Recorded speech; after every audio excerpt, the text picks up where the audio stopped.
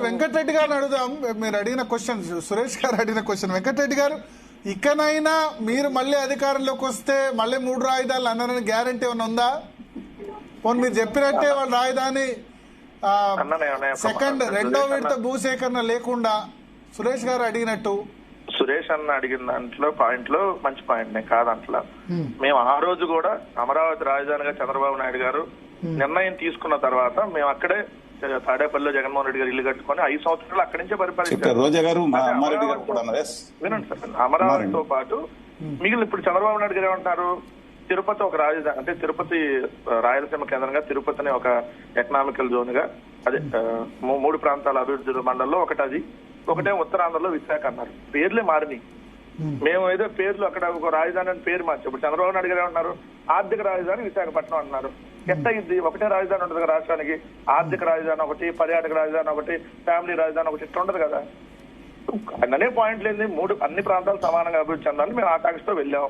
లేదు, అన్ని తీసుకొని వచ్చి అమరావతిలోనే పెట్టాలి, ఇక్కడ 1 లక్ష ఎకరాలు సేకరించి ఇప్పుడు 1 లక్ష కోట్ల అప్పు ఇవన్నీ చేయాలని వాళ్ళు ఆలోచన చేస్తారు. దాన్ని మేము వ్యతిరేకిస్తున్నాం అంతే. అప్పుడు మేము దాన్ని వ్యతిరేకించాం.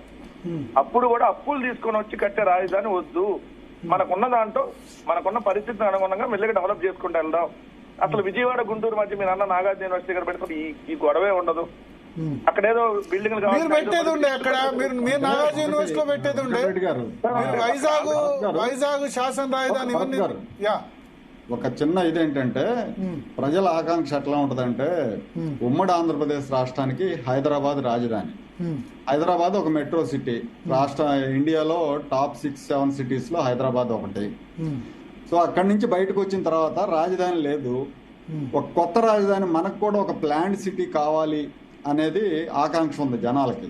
ఆ ప్లాంట్ సిటీ కావాలనుకున్నప్పుడు మనం ఒక సెక్రటేరియట్, ఒక అసెంబ్లీ కట్టేసి మిగతాది దాని అంతటా అదే డెవలప్ అవుతుందని వదిలేస్తే ఒక సిటీగా డెవలప్ అయ్యే అవకాశం ఉండదు. కొంచెం అంటే ఒక మాస్టర్ ప్లాన్ ఉండాలి, ఒక విజన్ ఉండాలి. ఫ్యూచర్ లో వచ్చే అవసరాలకు తగ్గట్టుగా ప్లాన్ చేసుకోవాలి. సో ప్లాన్ చేసుకున్న తర్వాత డెవలప్ చేసుకోవాలి. ఇక్కడ నేను అనేది ఏంటంటే తొలి విడత అన్ని తీసుకుని హైదరాబాద్ లో పెట్టడం వల్లే కదా మనందరం విడిపోయేటప్పుడు ఇబ్బంది పడి హైదరాబాద్ తో కూడింది. హైదరాబాద్ కావాలని గొడవ చేసుకునేందుకు అన్ని హైదరాబాద్ లో పెట్టడం వల్లే. అది గత పాలకులు అందరూ. అదే మీరు అన్నట్టుగా ఆంధ్రప్రదేశ్ లో పడేస్తుంటే ఈ రచ్చ ఉండేది కూడా కాదేమో కదా. మన దగ్గర ఉన్నాయి తీసుకుని వెళ్ళి, కర్నూలు నుంచి ఉన్నది తీసుకుని వెళ్ళి అన్ని హైదరాబాద్ లో పెట్టి, ఫార్మాసిటీ అక్కడే, అసెంబ్లీ అక్కడే, సచివాలయం అక్కడే, హైకోర్టు అక్కడే, అన్ని హైదరాబాద్ అంటేనే కదా మనం ఈరోజు నష్టపోయింది. అది ఉండకూడదని మేము ఆలోచన చేశాం. సరే, అంటే హైకోర్టు తర్వాత అసెంబ్లీ, సెక్రటేరియట్ ఒకటే దగ్గర ఉండాలి, మిగతావి డీసెంట్రలైజ్ చేయండి. ఇప్పుడు వాళ్ళు ఐటీ వైజాగ్ చేస్తున్నారు, మంచి పనే. ఐటీ ఉద్యోగులు చేయడం మంచి పనే. But service sector, central government, తర్వాత ఎంప్లాయ్మెంట్, ఇండస్ట్రీస్ అవన్నీ కూడా ఇక్కడ పెట్టొచ్చు. మూడు ఇండస్ట్రీస్ మిగతా చోట్ల ఉండాలండి. మిగతా మీరు చెప్పిన రాజధాని ఒక దగ్గర ఉండాలి. రాజధాని ఒక చోట ఉండకపోతే రైల్వే స్టేషన్ కట్టడానికి ల్యాండ్ లేదు. వినండి అన్న, ప్రభుత్వం రైల్వే స్టేషన్ కట్టడానికి ల్యాండ్ లేదు, ఎయిర్పోర్ట్ కట్టడానికి ల్యాండ్ లేదు, అమరావతి బస్ స్టాండ్ కట్టడానికి ల్యాండ్ లేదు, ఈ కొట్లు పెట్టడానికి ల్యాండ్ లేదు. మళ్ళీ మీరు పరిశ్రమల దాకా వెళ్ళారు, అందుకనే ల్యాండ్ పూలింగ్ చేస్తున్నారు కదా. అదే ఎక్కడ తడదాకా చేస్తారా అని అడుగుతున్నాం సార్. ఫైనల్ గా అది కూడా కుదరకపోతే అది కూడా దాటి తమిళనాడు కూడా అడుగుతారా? కుదరట్లేదు. ఏంటంటే ఏం చేస్తున్నాం? తడదాకా చేస్తారా? కాదు, తడదాకా చేస్తారా? ల్యాండ్ పూలింగ్ తడదాకా చేస్తారా? అంటే అవసరం అయితే చేస్తాం. క్యాపిటల్ మియాపూర్ దాటిపోయింది, శేర్లింగంపల్లి దాటింది, హైదరాబాదు దాటింది. కానీ హైదరాబాద్ లో మొదటి నుంచి కూడా కొంత గవర్నమెంట్ ల్యాండ్స్ అవైలబిలిటీ ఇప్పటికీ ఉంది, ఇన్ని సంవత్సరాల తర్వాత కూడా. అది ఫస్ట్ మాట్లాడండి. నేను మాట్లాడేది అదే. గవర్నమెంట్ దగ్గర ల్యాండ్ బ్యాంక్ ఉండాలి, డెవలప్మెంట్ చేయాలి. ఇప్పుడు కూడా ఉంది కదా. ఇప్పుడు 25,000 ఎకరాల ప్రభుత్వ భూమి ఉంది. మొదట విడత 20,000 ఉంది, ఇప్పుడు 5,000 ఉంది. లేదు వెంకటరెడ్డి గారు, ఉన్నది యాక్చువల్ గా 52,900 ఎకరాలు అప్రాక్సిమేట్ లోనండి. 20,000-25,000 ఉండదండి. ఇప్పటికే చాలా మంది పందిరం చేసేసారు. 34,000 కాదండి, 52 మంది కలుపుకుందాము. 1,440 ఎకరాలు జనం ఇవ్వలేదు. వెంకటరెడ్డి గారు మీరు చెప్పిందండి, తర్వాత మీరు మాట్లాడండి. వెంకటరెడ్డి గారు మాట్లాడిన తర్వాత మీరు మాట్లాడండి. ఒక్క నిమిషం. నేను మీకేం అయితే మొత్తం 34,000 కాదు, 34,000 తీసుకున్నా సరే ఇంకో 1490 ఎకరాలు రైతులకు ఇవ్వలేదు. అది కాకుండా ప్రభుత్వ భూములు, రోడ్లు అన్ని కలిపి 52,900 ఎకరాలు మొత్తం తీసుకుంది 53,000 ఎకరాలండి. 53,000 ఎకరాల్లో నేను మామూలు మీ కామెంట్స్ మీరు చేసుకోండి. బట్ దాంట్లో మిగిలింది ఇప్పుడు చాలా మంది కొన్ని వేల ఎకరాలు ఆల్రెడీ దీనికి కానీ, సిటీకి కానీ, మిగతాకి కానీ పందేరం చేశారు. కొంతమందికి ఇచ్చారు. ఓకే, జగన్మోహన్ రెడ్డికి వచ్చింది ఎస్ఎన్ఎస్ నుంచి 1640 ఎకరాలు అప్రాక్సిమేట్లీ వెనక్కి తీసుకున్నారు. ఫైన్, నేను మిగతా మీరు మాట్లాడు. కానీ నేను సస్టైనబిలిటీ ఇండెక్స్ ప్రకారం చూసుకుంటే చెప్పండి శ్రీనివాస్ గారు, మధ్యలో ఎవరో డిస్టర్బెన్స్ ఉందండి. వేరెవరు ఫోన్ లైన్ లో నుంచి వస్తున్నట్టు చెప్పండి, మీరు పర్లేదు చెప్పండి. అందుకని నేను అనేదండి, అందుకని ఇవాళ మీరు వెంకటరెడ్డి గారు అనుకునేంత ల్యాండ్ అక్కడ లేదు. 20,000 ఎకరాలు 25,000 ఉంది. కానీ నేను అంద అసలు ఒక పారదర్శకంగా లేకుండా ఇవాళ తీసుకునే విధానం తప్పు అంటున్నారు. రైతులు నేను వెళ్ళొచ్చానండి, నేను చాలా మంది వెళ్ళి కలిసి వచ్చాం. బట్ నేనేం చెప్పు, రైతులు 80% మంది రైతులు ఇవ్వడానికి ఇష్టపడతామని చెప్పారు. మనము రైతుల కోసం చెప్తాం. లేదు, మనం చెప్పాల్సిన బాధ్యత ఉంది కదండి. ఇప్పుడు 33,000 ఎకరాలు తొలి విడతలో తీసుకున్నప్పుడు సరే 1-2 అబ్జెక్షన్స్ వ్యక్తమైన ఆమె ఎవరో ఒక వీడియో కాదు, ఇంకా 1,200 ఆవిడ కూడా మారిపోయారు. ఇంకా 1,200 ఎకరాలు రైతులు ఇవ్వలేదు. వాస్తవం చెప్తున్నా మీకు. ఇంకా బట్ మెజారిటీ వాళ్ళ వరకు దేశంలోనే పెద్ద ల్యాండ్ పూలింగ్ కదా అమరావతి.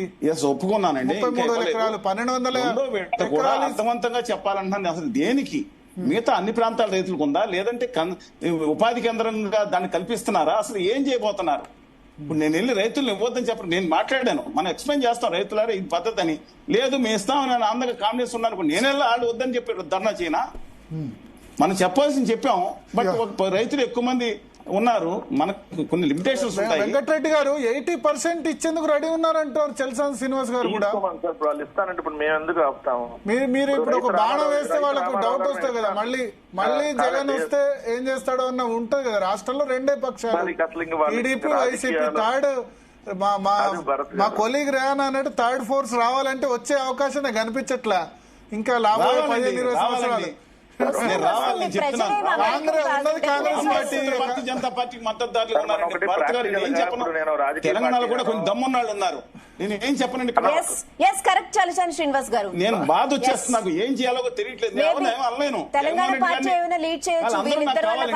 రెడ్డి గారు, చంద్రబాబు నాయుడు గారు, జేడి లక్ష్మణ్ గారు, కళ్యాణ్ బాబు గారు, రేవంత్ గారు, ఆర్ఎస్ ప్రవీణ్ కుమార్ గారు, వెస్లీ గారు, సంస్థలు అందరూ కావాలన్నారు.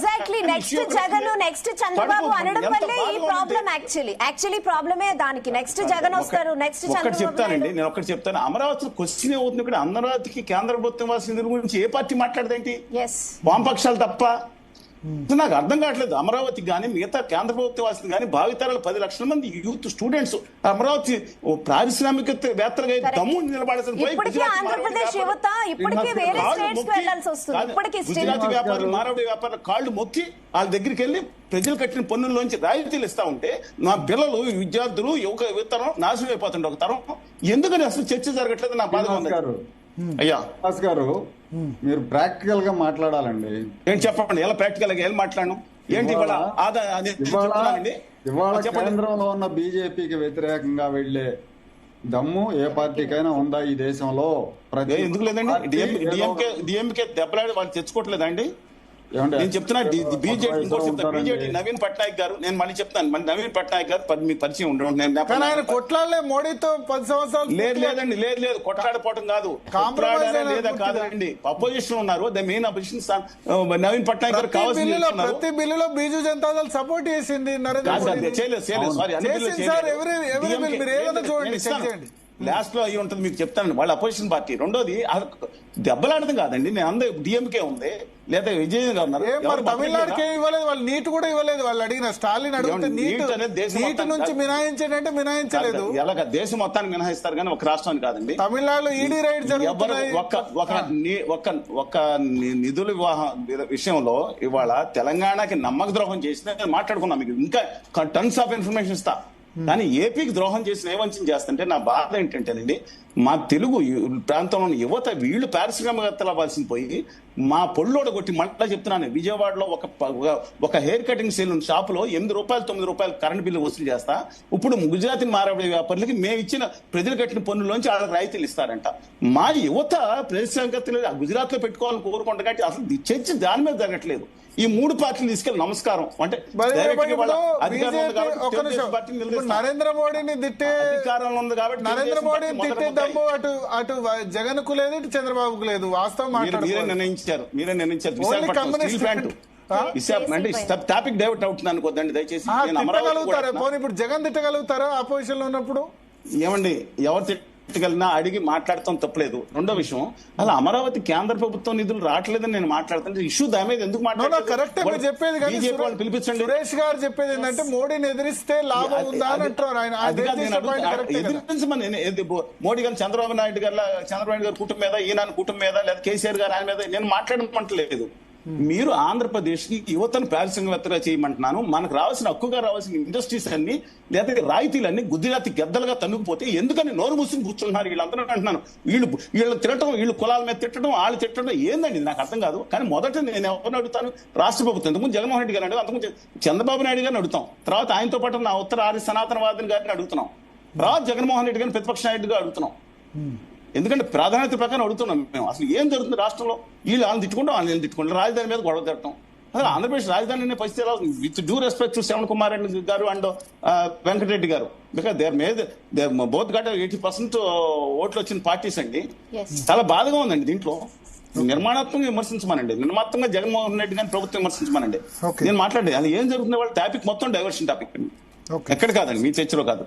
ఓకే థ్యాంక్ యూ సురేష్ గారు, చల్సాన్ శ్రీనివాస్ గారు, వెంకటరెడ్డి గారు, అదేవిధంగా శ్రావణ్ కుమార్ గారు. మొత్తానికి రెహానా జగన్మోహన్ రెడ్డి చేసిన కామెంట్స్ మీరు అన్నట్టు 12 సంవత్సరాల తర్వాత కూడా రాజధాని విషయంలో క్లారిటీ లేదు అని ఏదైతే ఉందో యువత తరపున మీరు క్వశ్చన్ చేశారు, ఆంధ్రప్రదేశ్ యువత తరపున. బట్ దీనికి త్వరలోనే సమాధానం రానుంది. ఎందుకంటే కేంద్ర ప్రభుత్వం బహుశా నెక్స్ట్ బడ్జెట్ సెషన్లో అమరావతిని రాజధాని చేస్తూ చట్టం తీసుకురాబోతుంది పార్లమెంట్. లాస్ట్ టైము ఒక గెజెట్ నోటిఫికేషన్ వచ్చింది కానీ కొత్త రాష్ట్రం ఏర్పడ్డప్పుడు ఇప్పుడు పార్లమెంట్లో శాంక్టిటీ రాబోతుంది. పార్లమెంట్లో శాంక్టిటీ వచ్చిన తర్వాత మళ్ళీ రాజధాని కనుక చేంజ్ చేయాలి, లేదా 3 రాజధానులు పెట్టాలంటే ఒకవేళ జగన్మోహన్ రెడ్డి అధికారులు వచ్చి చేంజ్ చేయాలనుకున్నా ఆ పార్లమెంట్లో మళ్ళీ కొత్త చట్టం రావాలి, ఆ చట్టానికి సవరణ జరగాలి. సో అందుకోసమే లీగల్ ఫ్రేమ్వర్క్గా ఖచ్చితంగా చేస్తున్నారు. ఈసారి జగన్మోహన్ రెడ్డి కూడా బహుశా చేయడు, ఎందుకంటే 3 రాజధానుల విషయంలో ఆయన స్టాండ్ చేంజ్ చేసుకున్నారు. కానీ ఇప్పుడు ఆయన ఏమన్నారు, కేవలం ఇప్పుడు ఈ ప్రాంతాల్లో కాదు, నది మునుగడం సమస్య ఉంది, ముంపు సమస్య ఉంది, ఇక్కడ కాకుండా వేరే చోట కడితే విజయవాడ దగ్గరే రాజధాని ఎందుకు చేయకూడదు అన్నారు తప్ప మళ్ళీ 3 రాజధానులు అయితే అనలేదు కదా. అంటే నాకు ఇంకొక డౌట్, ఇప్పుడు దీని తర్వాత జగనే వస్తారని ఆయన ఫిక్స్ అయిపోయారా? అనుకుంటారు కదా, ఆయనే ఫిక్స్ కాకపోతే మిగతా వైసీపీ క్యాడరు జనాలు ఏం ఫిక్స్ అవుతారు అనుకుంటారు కదా. మీరు అన్నట్టు కొత్త పార్టీ అయితే నాకైతే పార్టీ కాదు, ఒకవేళ టీడీపీ ఉండొచ్చు కదా, చెప్పలేము కదా. టీడీపీ ఉండొచ్చు. బట్ జగన్మోహన్ రెడ్డి నేను అధికారంలోకి రాను నెక్స్ట్ అని చెప్పరు కదా. ఆయన అయితే నేను అధికారంలోకి వస్తా అంటే మిగతా వాళ్ళందరూ నమ్ముతారు కదా. ఇంకా చాలా టైం ఉంది ఎన్నికలకు, ఇంకా ఎంత 3.5 సంవత్సరాలు ఉంది దగ్గర.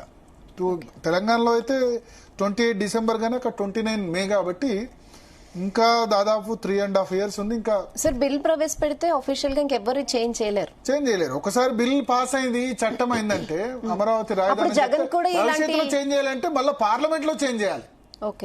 పార్లమెంట్ లో కేంద్ర ప్రభుత్వం చేంజ్ చేయాలి. కేంద్ర ప్రభుత్వం ఎందుకు చేంజ్ చేస్తూ ఊరికి రాజధానులు మారుస్తూ కూర్చోదు కదా. అదే ఇట్లా ఇప్పుడే ఈ దేశంలో వేరే స్టేట్ కి ఏమైనా జరిగిందా ఇలాంటి సిచ్యువేషన్? అంటే ఎక్కడ మన దేశంలో అట్లా రాజధాని మార్చిన సందర్భం ఏపీ రికార్డ్ సృష్టించింది లేదు. అంటే ఇప్పుడు ఢిల్లీ 1911 వరకు కలకత్తాలో రాజధాని ఉండేది బ్రిటిష్ వాళ్ళు ఉన్నప్పుడు. ఆ తర్వాత 19 రైసీనా హిల్స్ లో కొత్త రాజధాని కట్టిన తర్వాత ఢిల్లీ అయింది బ్రిటన్ సంబంధించి. దక్షిణాఫ్రికాలో అక్కడ ఏదో 2 క్యాపిటల్స్ 3 క్యాపిటల్స్ కట్టారు. ముంబై అంటే నవీ ముంబై దాని ప్రాంతంలోనే, రాయ్పూర్ అంటే నయా రాయ్పూర్ అంటే దాని దగ్గరలో కట్టారు. అట్లా కంప్లీట్ గా 3 రాజధానులను పెట్టిన ప్లేస్ ఎక్కడ కూడా లేదు. గతంలో కూడా దీని గురించి చర్చ జరిగింది. బట్ ఒకసారి ఇప్పుడు పార్లమెంట్ లో నిన్న చంద్రబాబు అమిత్ షాను కూడా కలిసిన తర్వాత లీగల్ శాంక్టిటీ వచ్చి చట్టం ఏర్పడిన తర్వాత చేంజ్ చేయడం రాష్ట్ర ప్రభుత్వం చేతిలో లేదు. కేంద్ర ప్రభుత్వం కావస్తే మళ్ళీ చేంజ్ చేయొచ్చు, కానీ పార్లమెంట్ రావాలంటే అన్ని పార్టీలు ఒప్పుకోవాలి కదా. పార్లమెంట్ లో మెజారిటీ కాంగ్రెస్ బీజేపీ కూడా ఊరికే రాజధానులు మారుస్తామంటే వాళ్ళు కూడా ఒప్పుకోరు. సో మోస్ట్లీ ఒక లీగల్ శాంక్టిటీ వస్తుంది. జగన్మోహన్ రెడ్డి మళ్ళీ వచ్చినా సరే చేంజ్ చేసేందుకు ఆయన కూడా మొగ్గు చూపుడు. ఆయన కూడా భవిష్యత్ గ్రహించాడేమో ఇది నాది కరెక్ట్ స్ట్రాటజీ కాదనుకుని మొన్న సజ్జల రామకృష్ణారెడ్డి స్టేట్మెంట్ మేము 3 రాజధానులు ఇంకా విత్డ్రా అయినట్టే అన్న ఇండికేషన్ ఇస్తున్నారు. ఇవాళ కూడా జగన్మోహన్ రెడ్డి చెప్పింది పూర్తిగా ఇక్కడ మళ్ళా రెండవ దాని భూసేకరణ ఎందుకు, రెండో విడత నదీ గర్భంలో ఎందుకు కడతారు రాజధాని, ఇవన్నీ మాటలు మాట్లాడారు. విజయవాడ, గుంటూరులో ఇంకా వేరే ప్రాంతాల్లో కట్టచ్చు కదా అన్నారు. మళ్ళీ చేంజ్ దిశగా అయితే జగన్ కూడా పోరనే నేను అనుకుంటున్నా. Okay, thank you, thanks for the analysis. So ఇది ఇవాళ DNA. Stay tune to Zee Telugu news.